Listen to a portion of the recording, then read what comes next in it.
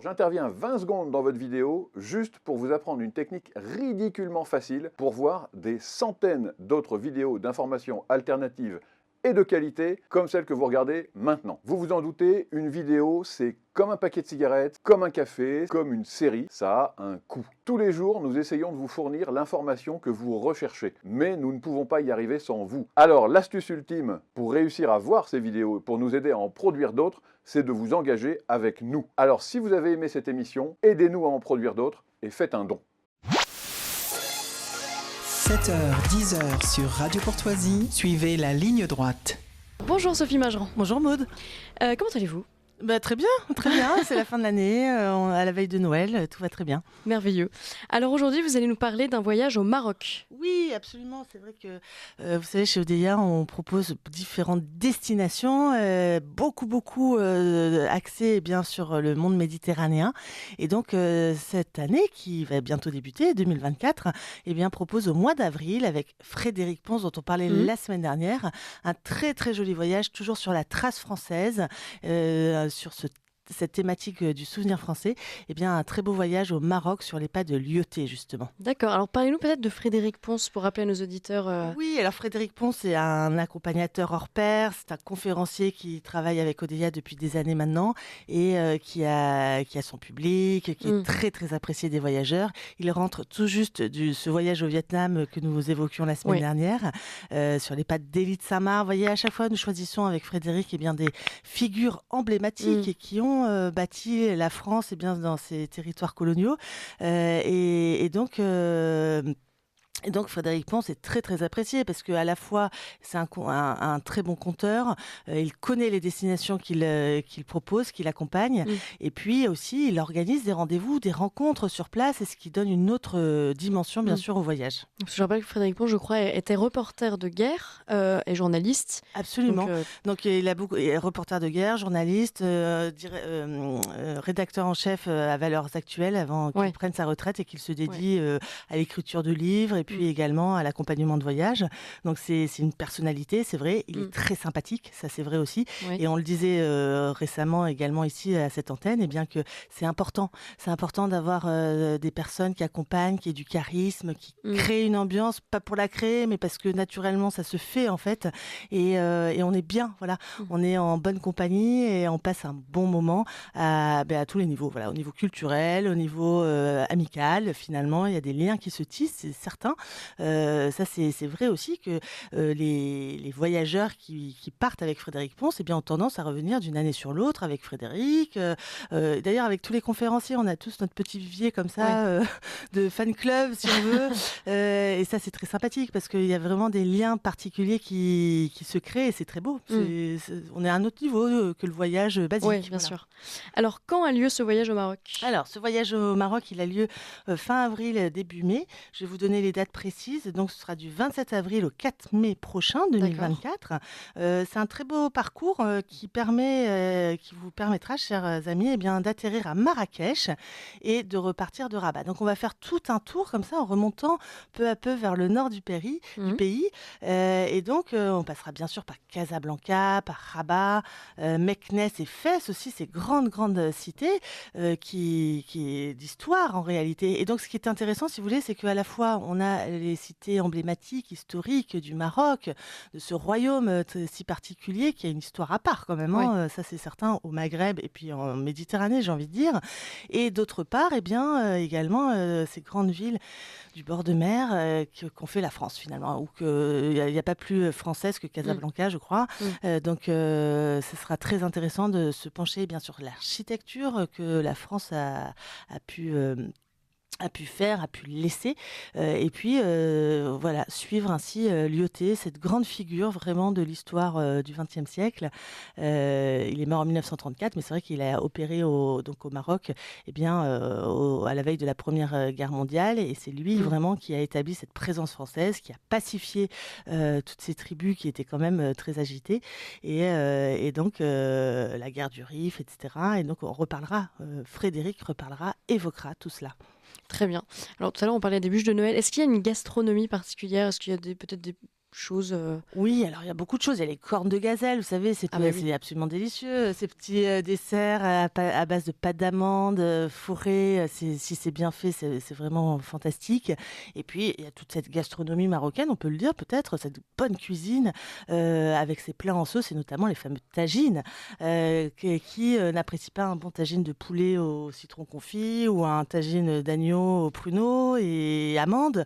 Je crois que c'est absolument délicieux en réalité, et les Marocains sont vraiment les spécialistes de la tagine. Donc rien que pour un plat tagine, on peut se rendre évidemment au Maroc. Alors, puisque nous sommes à la veille de Noël, j'ai vu que vous organisiez un pèlerinage en Terre Sainte qui n'est peut-être pas maintenu vu les circonstances. Oui, c'est vrai. Alors on est triste de plus pouvoir partir en Terre Sainte. C'est vrai que vous voyez, ça c'est la Méditerranée. Alors on peut aller à l'est, on peut plus aller à l'ouest, on peut plus aller à l'est en ce moment. Effectivement, on se reporte ailleurs. Là, vous organisez d'autres. On est à la veille de Noël. Demain, nous avons plusieurs départs. On avait plusieurs départs pour la Terre Sainte. Là, le 23 décembre, tout a été annulé ou reporté. C'est vrai qu'il y a parce que des familles nous confient leurs voyages. En réalité, des voyages familiaux en Terre Sainte, ils étaient 15, ils étaient 20, ils étaient 40 à partir en Terre Sainte, chacun de leur côté d'ailleurs. Donc on avait plusieurs groupes comme ça pour passer Noël sur place. Certains ont annulé, certains ont reporté, ont choisi de partir à Rome, à Assise ou ailleurs, en Pologne aussi. D'accord. Il y a une famille là, que je salue qui part, cette famille part plutôt mardi en Pologne. Ils sont 42, vous voyez, c'est une famille nombreuse, avec 3 générations bien sûr qui partent ensemble. C'est très très beau. Et toujours avec Odeya. Avec Odeya. Donc ça, on les remercie de tout cœur, vraiment, ils nous font confiance. Puis ils repartent régulièrement quand ils peuvent. C'est sympathique. Et donc, évidemment, la Terre Sainte, on ne peut plus y aller en ce moment. On ne peut plus y aller parce qu'il y a les vols. Hormis El Al, ne volent plus vers Tel Aviv. Et d'autre part, les assurances n'assurent plus les voyageurs. Donc, tant que les voyageurs ne sont pas assurés par des assurances voyage, on ne peut pas, bien sûr, envoyer nos clients. Et donc, il faut patienter, il faut attendre. On est malheureux pour les communautés chrétiennes, bien sûr, sur place, qui souffrent, qui ont besoin pour vivre des visites de ces pèlerins étrangers qui viennent régulièrement. Il y a eu le Covid, ça reprenait fort, ça reprenait bien, paf, il y a la guerre. C'est terrible. Et donc, on a dû malheureusement annuler, là, tous les départs, la prochaine, et on se doute bien qu'au printemps, ce sera encore compliqué certainement de pouvoir retourner là-bas.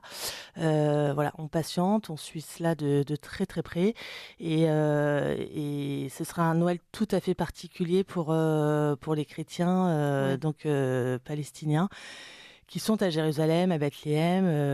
Je ne sais pas s'il en reste quelques-uns. Ils étaient déjà très, très, très peu nombreux à Gaza, mais il y avait une présence catholique, chrétienne à Gaza, orthodoxe aussi. Je ne sais pas ce que sont devenus ces gens.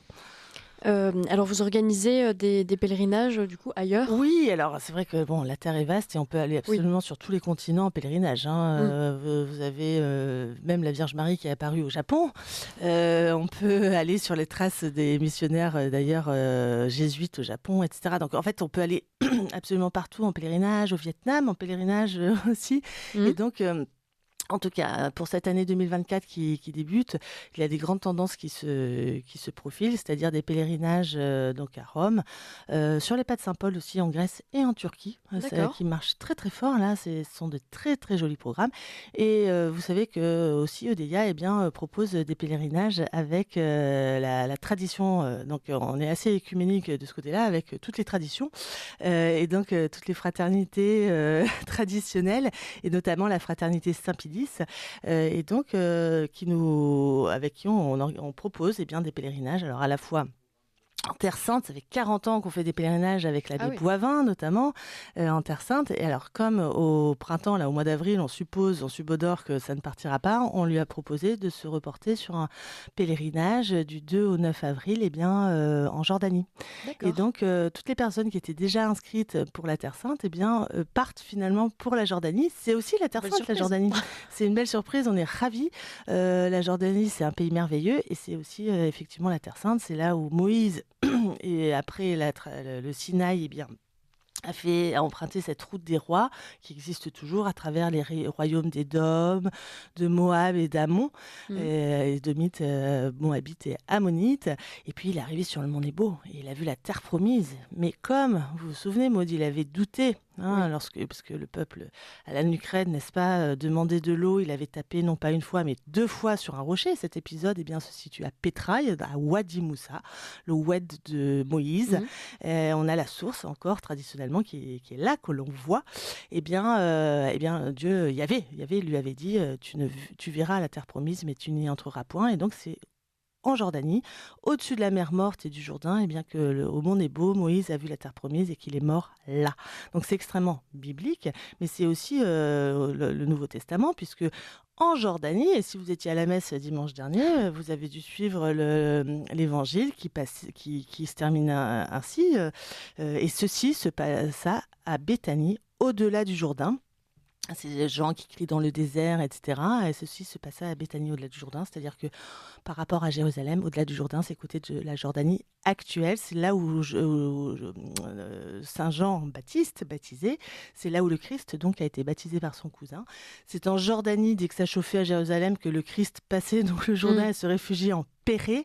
C'est dans cette région que toutes les grandes paraboles de l'Évangile ont été enseignées. Voilà, donc c'est vraiment une terre sainte à part entière. On peut faire un pèlerinage en Jordanie, et donc on est ravis que l'abbé Boivin de la Fraternité Saint-Pédis parte début avril, juste après Pâques, du 2 au 9 avril. Ceux qui voudraient s'inscrire, surtout qu'ils n'hésitent pas sur notre site internet www.odeia.fr. Il y a une rubrique spéciale espace dédié. On l'a en majuscule, on insère FSSPX comme Fraternité sacerdotale Saint-Pédis, et on retrouve tous nos pèlerinages. On a d'autres pèlerinages. Fin avril, par exemple, nous proposons avec le prieuré de Fabrègues, l'abbé Berthe, un pèlerinage dans le sud de l'Italie, sur les pas de Padre Pio et de saint Thomas d'Aquin. Vous avez également un autre pèlerinage en Vénétie, sur les pas de Saint-Pédis, fin avril aussi. Donc, et puis cet été, nous proposerons un grand circuit justement sur les pas de saint Thomas d'Aquin, parce que c'est le jubilé, encore en 2024, de ce grand personnage de l'Église catholique, le docteur angélique, saint Thomas d'Aquin, qui a écrit la Somme théologique, qui est cet immense penseur chrétien, qui a eu ce génie de reprendre la pensée j'allais le sanctifier, d'Aristote, le grec Aristote du IVe siècle avant Jésus-Christ, cet immense philosophe. Et donc saint Thomas, vous voyez, c'est ça qui est très beau. Il n'y aura pas de rupture, il y aura continuité. Et nous-mêmes, nous Français, aujourd'hui au XXIe siècle, je crois qu'on est là pour défendre justement cette continuité, cette tradition à travers les âges. Très beau message. Merci beaucoup, Sophie Malraux. Je rappelle que vous êtes conférencière et directrice de l'agence de voyage de Odeia. On invite évidemment tous nos auditeurs à se rendre sur le site pour se renseigner sur les prochains voyages. Avec grand plaisir. Joyeux Noël. Très joyeux, et Saint Noël également.